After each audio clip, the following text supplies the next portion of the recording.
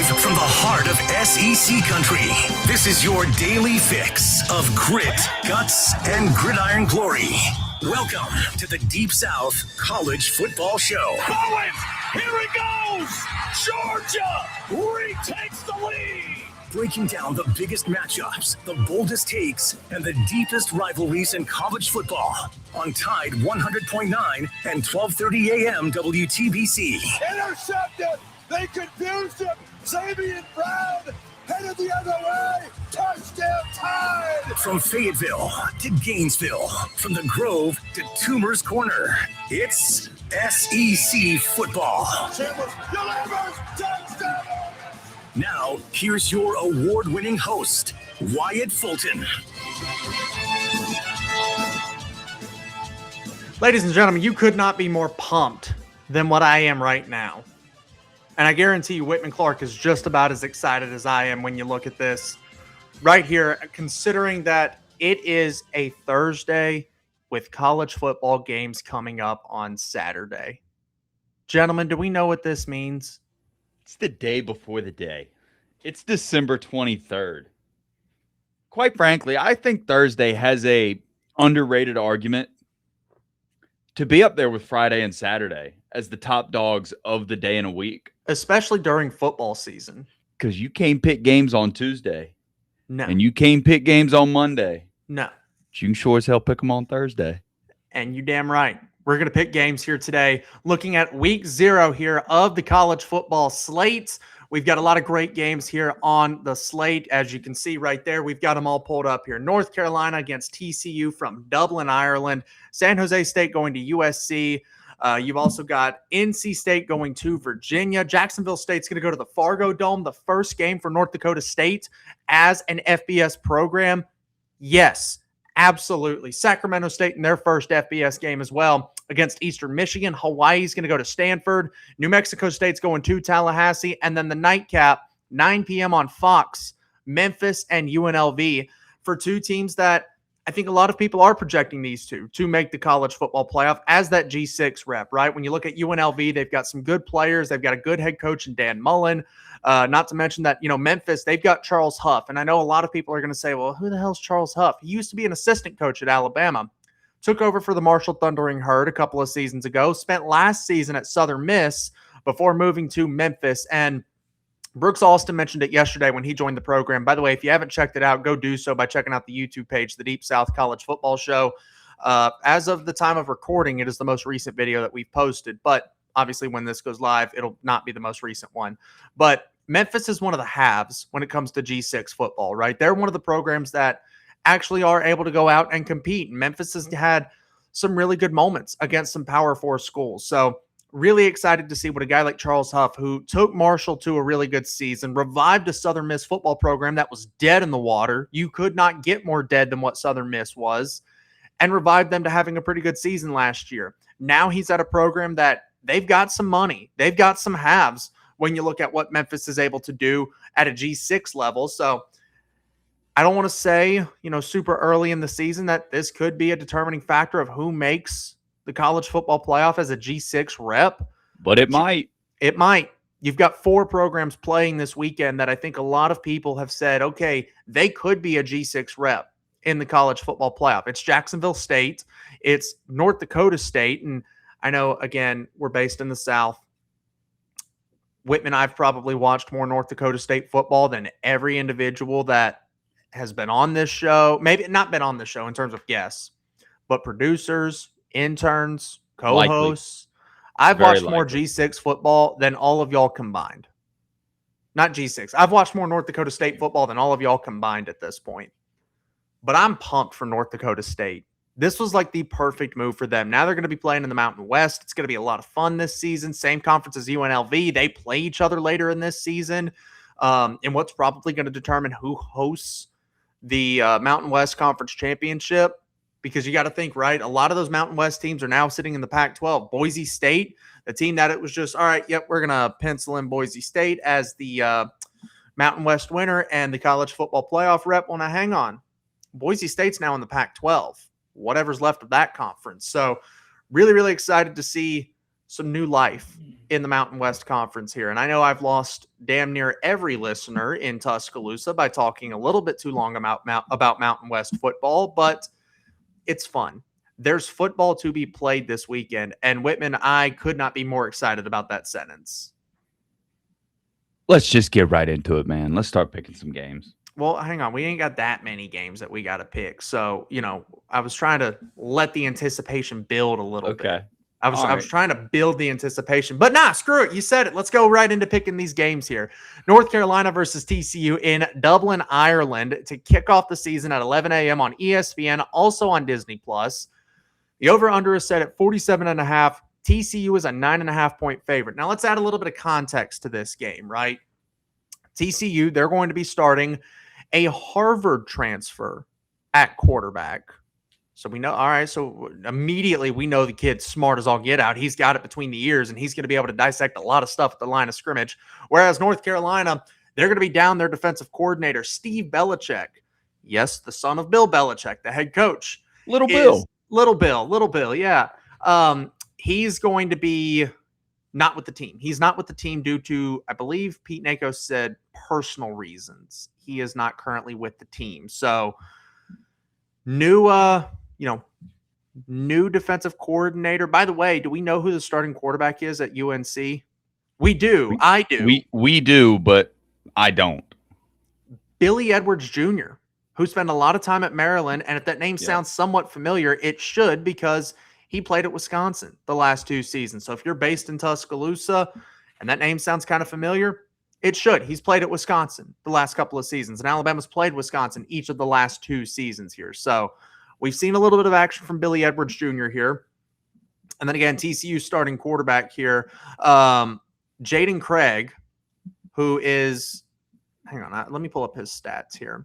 Jaden Craig, he's a transfer from Harvard here. He's going into his senior campaign. Last season for Harvard, yes, we are looking at Harvard football stats.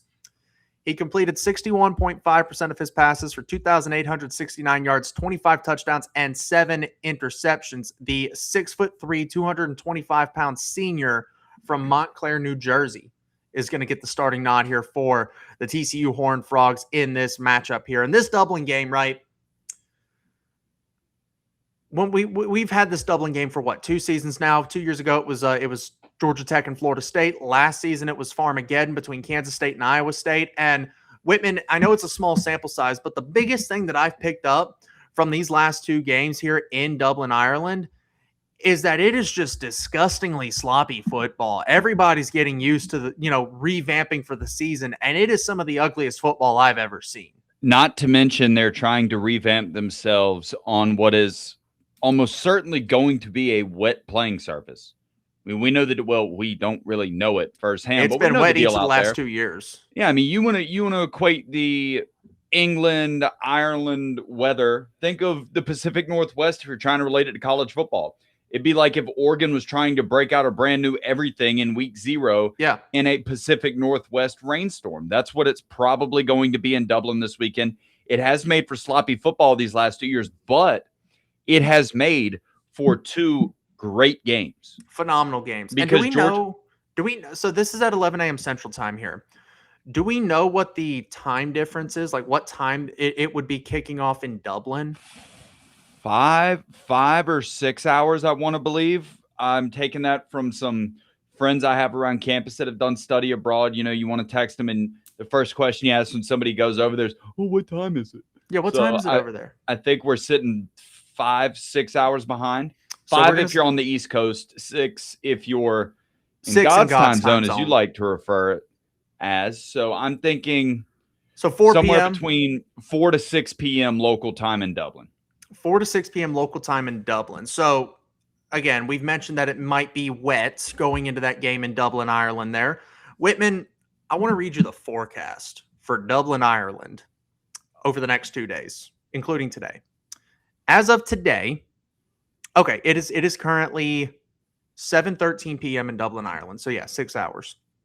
95% chance of rain all night long. Friday, 100% chance of rain.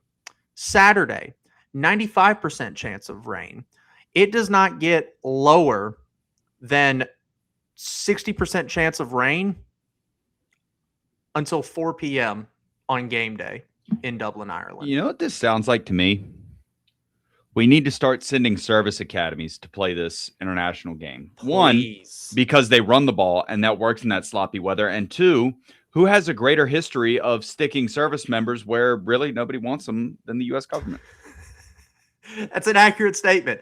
But that means we're going to get some nasty, ugly, sloppy football between North Carolina and TCU here in the opening game in Dublin, Ireland here. So, Whitman, you get the inaugural pick on the air of the 2026 college football season. Who wins in Dublin, Ireland? Bill Belichick in North Carolina or Sonny Dykes in TCU? Oh, I mean, the brain, the spread, the absence of the head coach's first mate, his own firstborn son, Steve Belichick. That's definitely not his first mate anymore.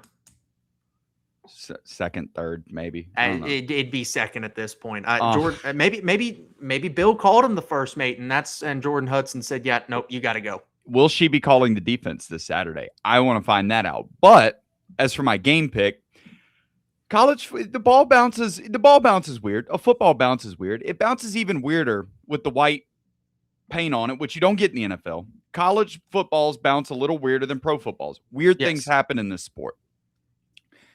If you're giving me one last leg to stand on with Bill Belichick, why not take it? If you're going to doubt anybody, please do not doubt the man that has won 6 Super Bowls. You're probably about to call me stupid. And quite frankly, 9 times out of 10, I'd call somebody picking North Carolina stupid. But the man's got one last chance with his back against the wall to prove that he belongs in the college game. Give me the Tar Heels to start the season off with an upset. And I refer this point to you. Who picked Georgia Tech to beat undefeated Florida State in week 0? They were both undefeated because it was week 0. Well, Florida State was undefeated the year before. Fair enough. I'm rolling with the Tar Heels.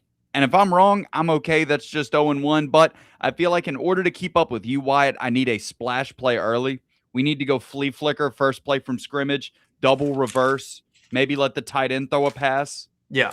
That's what I'm doing here. That's what I'm doing here. Yeah, you got to get a little I'm digging deep into the bag of Steve Sarkisian, or no, Ryan Grubb, and I'm letting Josh Cuevas throw a deep post to whoever he wants. And we're going to see if Bill Belichick can catch it and start the Tar Heels 1-0.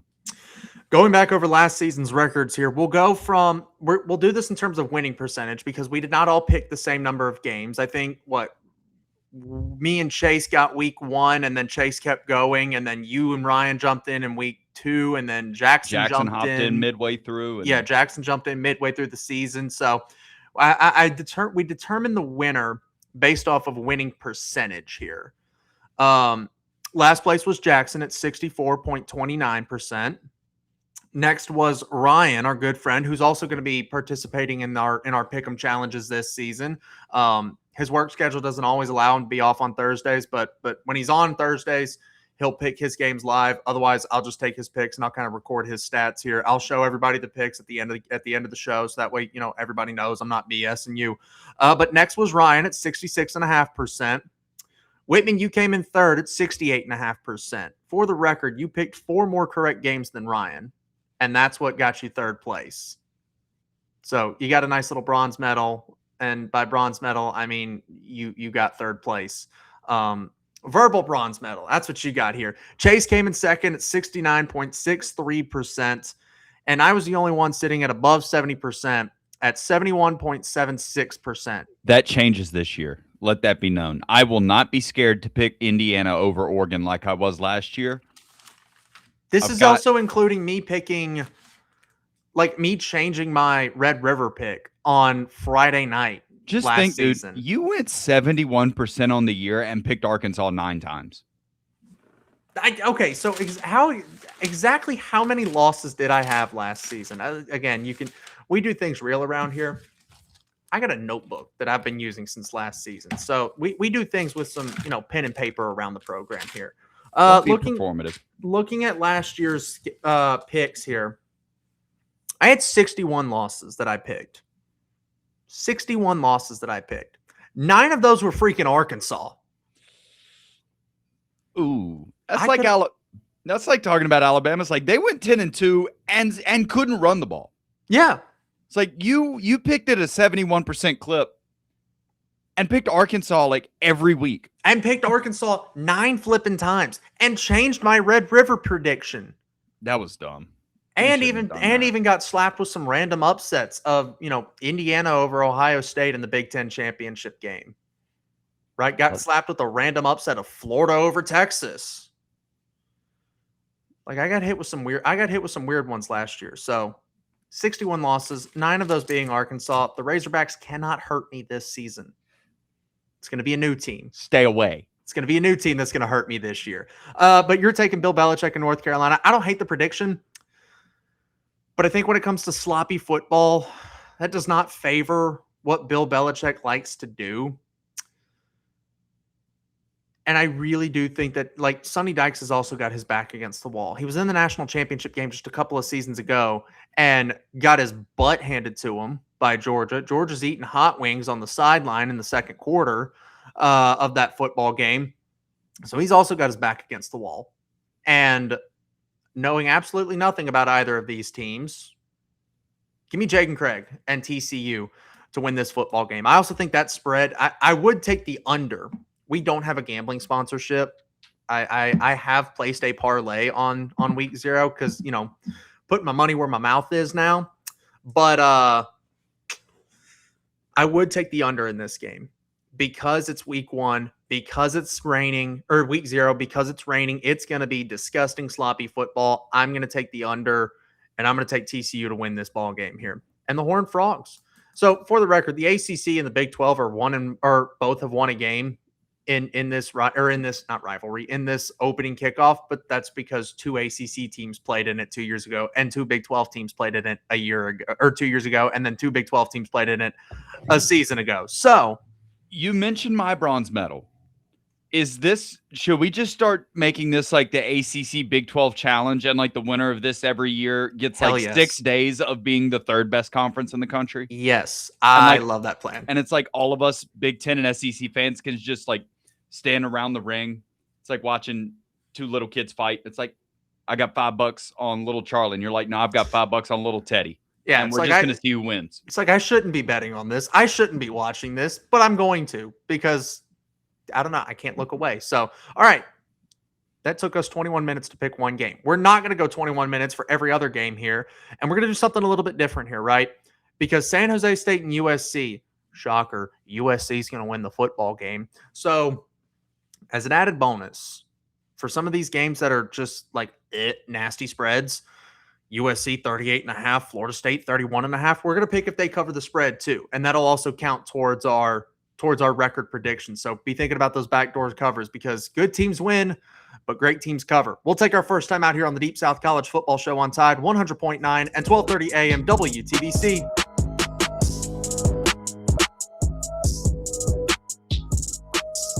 Welcome back into the Deep South College Football Show on Tide 100.9 and 1230 AM WTBC. Running through some of these week 0 games here in Whitman. It's very obvious that USC is going to win this football game, but I do want to ask you this question, since, these are nasty spreads and we're going to get several of them next week with SEC games. 38.5, by the way, is the spread on this one in the Coliseum out in Los Angeles here. So let's ask you this question, just to kind of give a little bit more ante in this game, right? Because we're going to pick the Bobo game still, even though it is a crapshoot of a football game here, but to up the ante a little bit, does USC cover the 38.5? No, they do not. So you're taking San Jose State, yes, plus 38.5. Okay. Because USC, their whole thing this offseason has been that number 1 recruiting class they just signed in the 2026 cycle. 5 of those cats are going to be starting on Saturday. You also saw the tweet. That was not including all of the point. rotational guys that will be filling in behind the sophomores, juniors, and seniors playing in their first ever college game. Yeah. But it is San Jose State, and you're playing at home. So, you've got a very good defensive end in Luke Waffle. Yes, that is his last name, spelled with 1 F. And they're going to get some really good reps in this game against San Jose State, which I think sets them up much better later in the season when you look at matchups against Ohio State and Oregon that they've got on the schedule. I think it sets them up very well for later in the year. early season, you're kind of, flirting back and forth with the idea of, the jitters of playing in your first college football game. So the problem is San Jose State is not a good football team. I don't want to disrespect them, but they ain't good. That just means nothing to you. Like USC is just depends on your definition of good. That's fair. That's fair. And Good is teams he? win, great teams cover. USC is good, but are they great? USC's 40 also points. Yeah. 40 points is a lot. That's a big number. USC's also going to be down there starting center the entire season. He suffered a season-ending injury earlier in camp. They're also not going to have probably their best defensive tackle in this football game, but he will be fine as the season rolls on. But this is a tough one because obviously USC is going to win this. I'm going to take USC to cover the 38.5. I think USC is going to be out to put, a statement out there. They're going to be the only game on at 2:00. Even though you've got Virginia and NC State coming up at 2:30 as well, but you're going to have two games on. One's going to be USC. The other's going to be the random ACC game that's going to be played in week 0 here. So as it stands, USC's out to make a statement. We are differing on our first two picks. And they're like chronologically, yes. In terms of what time they kick off, those are the first two. Yeah. So we may have a 2-0. We may have an 0-2. Right out of the gate. Not exactly. So, yes, we're all going to get credit for USC winning the game. But in addition to that, so is it going to be like a half point sort of thing, or are we going to go? just the USC game's going to count for 2 points. Okay. USC to win and then USC to cover. So we'll just count it. We'll just count them as an extra point, basically. Next up is NC State and Virginia. And Whitman, I know you saw this last night. You had to have seen this last night. The injury report, because the ACC mandates injury reports for conference games here. What the hell is Virginia doing in practice? What are they doing? So for those that are listening on the radio here, these are the players that are out for Virginia. Wide receiver Rico Flores, kicker Tim Hammond, wide receiver Dylan Newton-Short, wide receiver Tristan Moore, defensive back Alex Dunn, running back Solomon Beebe, running back Jack Stevens, linebacker Isaiah Reese, defensive tackle Chase Morrison, defensive tackle Tyler Simmons, offensive lineman Noah Hartsoe, offensive lineman Grant Ellinger, wide receiver Isaiah Robinson, tight end Lucas Unger, defensive end Ezekiel Larry, and defensive tackle Bull Richardson. Those are the players that are not playing for Virginia. 16, Wyatt. I counted 16 injured players, and if somebody is watching this on stream and noticed that I got it wrong, it's tiny words. Don't tell me that in the comments. It's tiny words, and we don't do good with math. By the way, they've got 2 players as questionable: Corey Costner, safety, and linebacker Cam Robinson. 16 players. Are they playing dodge brick at practice? If you can dodge a wrench, you can dodge a ball, and apparently Virginia could not dodge the freaking wrench. Tony Elliott must have been an angry guy in the month of August. What in the, legitimately, I saw this hit the timeline last night, and the first thing out of my mouth was, what the hell is Tony Elliott doing at practice? What in the world? And NC State's got some guys out too, but it ain't 16 of them. So for Virginia, starting quarterback is going to be Bo Pribula. He beat out Eli Holstein in the quarterback battle. And for NC State, you've got CJ Bailey back for another season here with the Wolfpack. So this game's going to be played in Charlottesville. Virginia is a 4-point favorite in this matchup at 2:30 on ESPN. Whitman, who wins the first ACC game of the season? Well, 4.5. They give you 3 for home field advantage. I don't know if Scott Stadium's worth 3 points, but I would assume, according to Vegas, it is. That leaves this game at about 1 to 2 points in difference on a neutral field. Almost a pick 'em. Something I was leaning NC State, partially because I think UVA is going to regress, partially because I don't like them. I also think Fair. CJ Bailey is kind of legit. But then I started thinking Bo Pribula is pretty legit. He almost beat Alabama last year. Yeah. But then you showed me that injury report.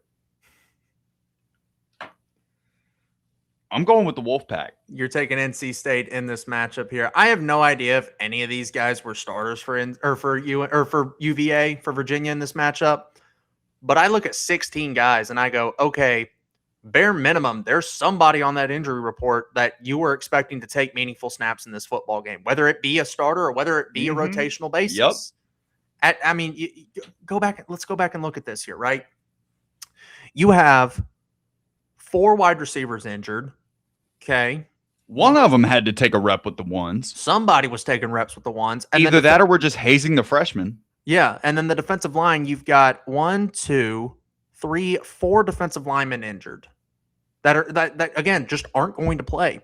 Same thing. One of them had to be a starter. Somebody had to be a meaningful player on this football team. And then again, you've got 2 offensive linemen down. Again, don't know if they were taking meaningful reps. Don't know if they were competing for a starting competition. But you think about what a football roster consists of. All right, wide receivers, you probably are not carrying more than 8 of them. Well, there's 4 that are not going to be playing. Offensive linemen, you're probably carrying around 15. So there's a decent chance that one of those 2 was probably going to play some decent reps. Defensive linemen, you're carrying, I would say, probably 10 in college football. Well, 4 of them half are the out. room. Yeah, half your room's gone right there. So a lot of guys that were probably going to take meaningful snaps for Virginia. I do like that this game is at home for them, but Bo Pribula, new wide receivers. Obviously, this is a new team for him after being at Missouri last season. CJ Bailey's got a lot of continuity at NC State right now, and despite the fact that they lost Will Wade, I'm pretty sure that football coach stayed. So I'm going to roll with NC State in this matchup here. I think the Wolfpack can be a very dangerous team this year in college football, and hopefully Virginia can field a team next week. Not to mention Dave Dorn, head coach over at NC State, has some history with the upset, which I would assume, they're underdogs going into this week, especially earlier in the year. I believe it was back in 2021. He was able to clip the Clemson Tigers relatively early in the season. Yeah. So something to look out for. Something to look out for. We'll take our next time out here next on the Deep South College Football Show on Tide 100.9 and 1230 AM WTBC. Second half of the Deep South College Football Show kicks off now here as we move to Fargo, North Dakota for Jacksonville State and North Dakota State. The first game for North Dakota State as an FBS team here. They're a 7-point favorite over Jacksonville State. The Fargo Dome is one of the weirdest places to go play a college football game, and Jacksonville State is going to have to do that here. Thankfully for JSU, they get this early in the season. I understand it's a dome, but Whitman, that cold up in North Dakota, I've seen close to 0 in Green Bay in December. Yeah. And it gets worse in North Dakota. Yes. Oh, yes. no. Especially in Fargo. I want to talk about this game for a second. A lot of people, they see the name North Dakota State. They don't recognize the name Jacksonville State because that's what happens to programs in the CUSA and the bottom of the Sun Belt. It might as well be an FCS team in terms of national attention. Yeah. Do not let it slip that this Jacksonville State team has been amongst the contenders in CUSA pretty much as long as I've been in college. I think they've hosted the CUSA championship 2 game. years in a row now? 2 years in a row. I think like 3 out of the last 4 or something like that. Like they've been a force to be reckoned with in CUSA. The problem is that North Dakota State had a dynasty more impressive than what Nick Saban did at Alabama. Now, granted, that coach is now the head coach of Kansas State, but they pretty much kept that ball rolling when he left. Seems fair to say at home. The crowd, I don't care if that stadium holds 18 people. All 18 in the Fargo Dome are going to be breaking the sound barrier. It does hold 18,000. Hey, what a guess. Actually, I lied. I knew that. I didn't know that. That place is going to be juiced up. It's going to be a long way for Jacksonville State to have to fly to then juice themselves up again. Yeah. I'm going with North Dakota State. Start out 1-0 in the win column. Tomorrow is our final predictions for college football playoff and award winners and things like that. And I need help being talked out of North Dakota State. Favorable schedule in the Mountain West. The Mountain West is typically the conference that a lot of people pick the winner of to go to the college football playoff, at least in the 12-team era. And they get UNLV at home late in the season. Give me North Dakota State over Jacksonville State. I think NDSU, they're going to be juiced. They're going to be ready to go for their first game as an FBS team, despite the fact that they are in the group of 6. And North Dakota State's beaten Power 4 teams. I think, what was it, a few years ago, they went to Kinnick Stadium in Iowa and won that game. Remember 2 or 3 years ago, they gave Colorado a hell of a run. Deion's second season almost beat him up in Boulder. Against the high-flying Shedeur Sanders and Travis Hunter. I guess with North Dakota, it'd be down in Boulder, but you get the point.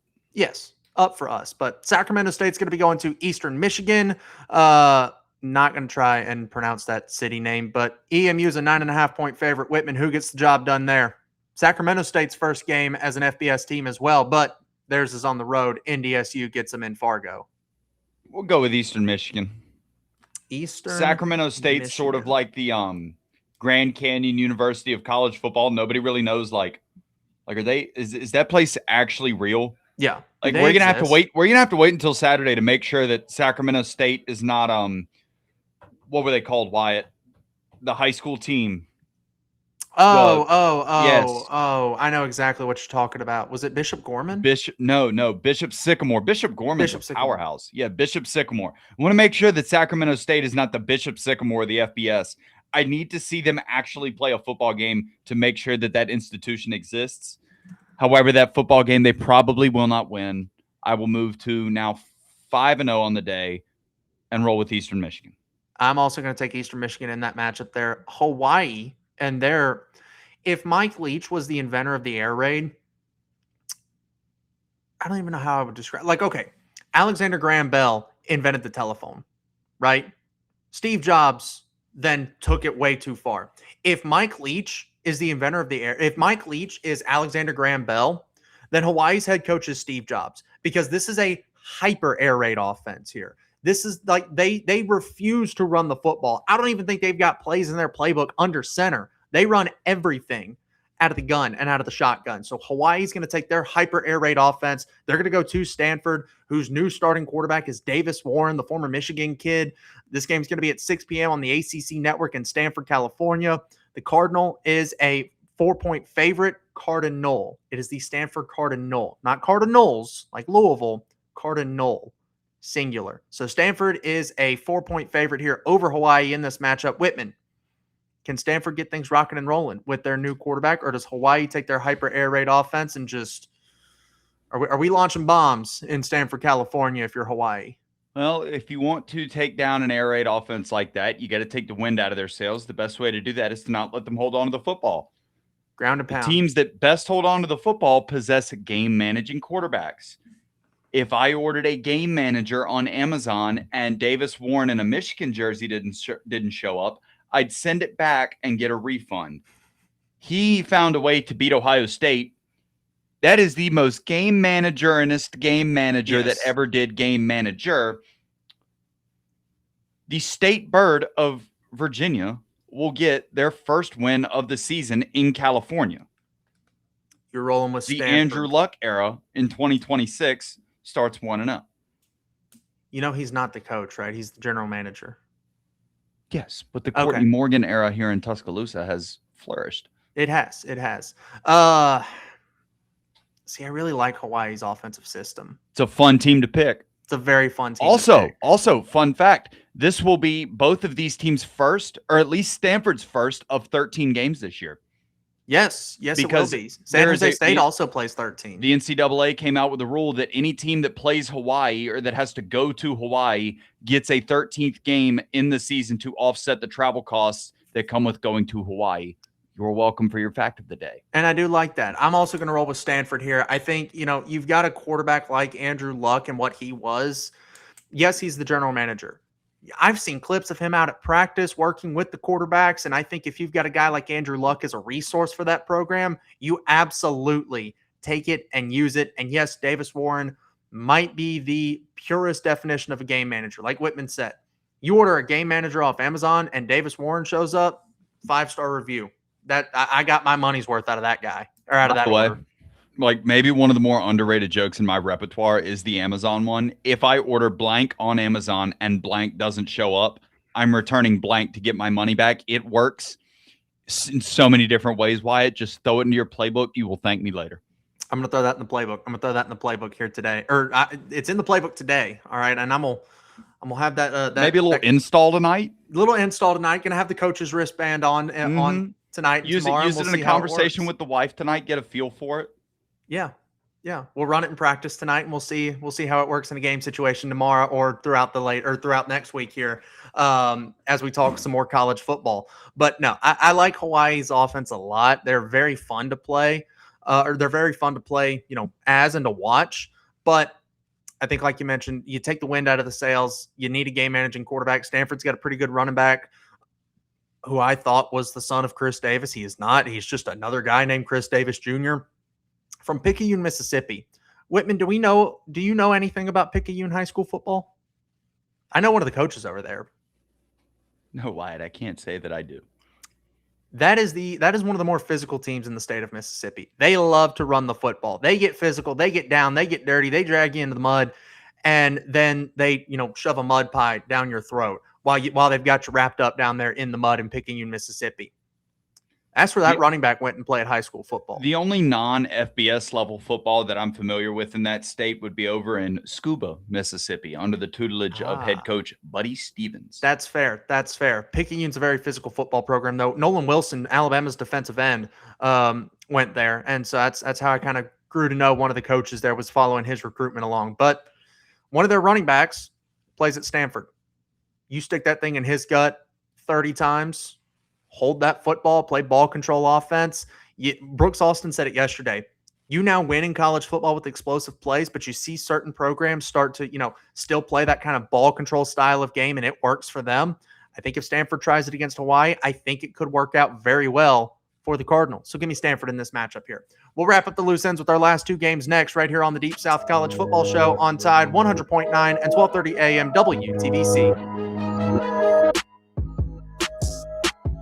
Moving into the final quarter here of the Deep South College Football Show. Got just a couple of minutes left here. Whitman, New Mexico State's heading to Tallahassee, Florida for a game against the Seminoles. We know, we hope FSU is going to win this game here. 31.5 point spread, though. It's up from 30.5 when I checked last night. So when Ryan gave me his picks last night, he gets 30.5. You and I are picking off 31.5 here for this game spread, with new starting quarterback Ashton Daniels and a head coach that needs to go bag ready at some point this season.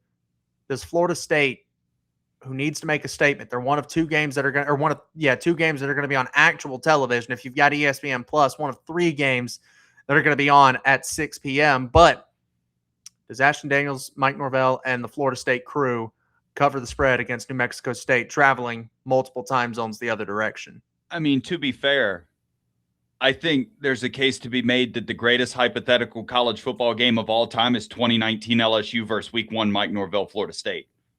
That's fair. What about Week 0 Mike Norvell, Florida State? Not a good track record. No. 2 years ago, lost to Georgia Tech in Dublin. I think they cover. Ashton Daniels is kind of coming out with a lot to prove this year. After a couple games at Auburn, some good, some bad. He flashed. He did. He had some good flashes, especially in that Iron Bowl. He did. And I think this is as prove it gets for both the head coach and the quarterback of Florida State. Ashton Daniels is trying to prove he belongs. Mike Norvell is trying to prove that, his ass shouldn't be fired.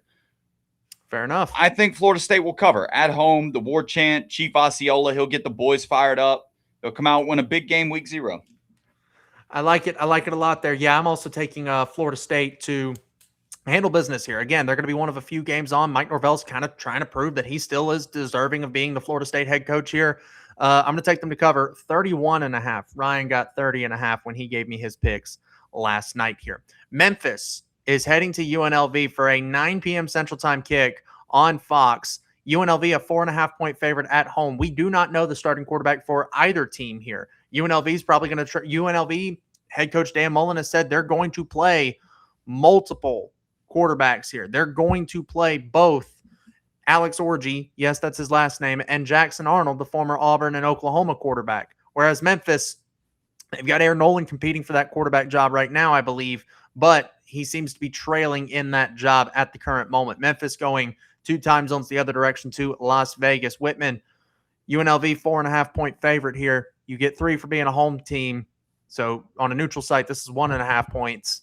Does UNLV get the job done in Week 0 here? 9 p.m. on Fox. Wyatt, I've got a minute before we go off the air, so I've got some time to discuss it with you. I'm at a bit of a crossroads right now internally On one hand, I really trust Dan Mullen Mm-hmm. to beat Memphis. But on the other hand, I have about 6 hours worth of Jackson Arnold film that is trying to steer me in 137 other FBS directions, the ones that he's not in. Yeah, the other programs. But Dan Mullen took an SEC team to number 1 in the country and held them there for multiple weeks at one point. I think he beats Memphis. You're taking UNLV in this matchup here. Charles Huff is a great head coach. Yes, he is. Dan Mullen is, you can't talk about coaches getting opportunities at other programs without mentioning Dan Mullen at this point, right? Like Dan Mullen, if Dan Mullen is the head coach of UNLV next season, I will be utterly shocked. He is as next in line as next in line gets. Right. And so I think he's going to be out to prove that point. Like, hey, I can still be a Power 4 head coach, whether that be coming back to the SEC, whether that be, going to the Big Ten if they decided that they need to go make a switch somewhere, whether that be, the Big 12 or the ACC. He's a guy that, I think has still got some gas left in the tank. He's still got some juice left, and he's going to be out to prove it. Charles Huff is one of the biggest up and comers in the sport right now. When you look at the G6 ranks, going from Alabama's running back coach to Marshall to Southern Miss, now sitting in Memphis. I don't want to call him this is going to sound really bad. I don't want to call him a job hopper, but he was at Marshall for only a couple of seasons and then took half that roster with him to Southern Miss. He was only at Southern Miss for one season and then took half that roster with him to Memphis. This is his third roster, or is this his third job in 3 years? It is. I mean, when you're trying to climb the ranks, like going like the John Summerall path, Troy to Tulane to Florida, that's one thing. Now, when you get into Kiffin territory of leaving the SEC to go to, USC, and then you leave the SEC to go back to the SEC, like that's one thing. That's job hopping. I would kind of like to see like maybe a second or third year at Southern Miss schools, before you leave him. Maybe he'll take 2 or 3 years at Memphis. If he's climbing the ranks, he's doing it for a reason. He won't be there long. He also went from one of the have-nots in the Sun Belt to one of the haves in a better conference, in the American Conference, right? With Memphis here, so I get why he left Southern Miss. As much as I like that program because my brother goes there, I get why he left Southern Miss, but at the same time, I'd like to see a little consistency. So I think right now Dan Mullen's got that consistency at UNLV. So I'm going to take Dan Mullen to get the job done. So we are different on UNC TCU. We are different on the USC San Jose spread. And we're the same everywhere else. Well, you're also taking Florida State minus 31? Yeah. So we've got 2 differing points of data here. Yeah. Other than that, everything is chalk between us? Pretty much. All right, man. I look forward to it. I'm looking forward to it. Going to be a fun season here on the Deep South College Football Show. We'll be back tomorrow. But coming up next, the game with Ryan Fowler from 2 until 6 p.m. right there on Tide 100.9 and 12:30 a.m. WTBC.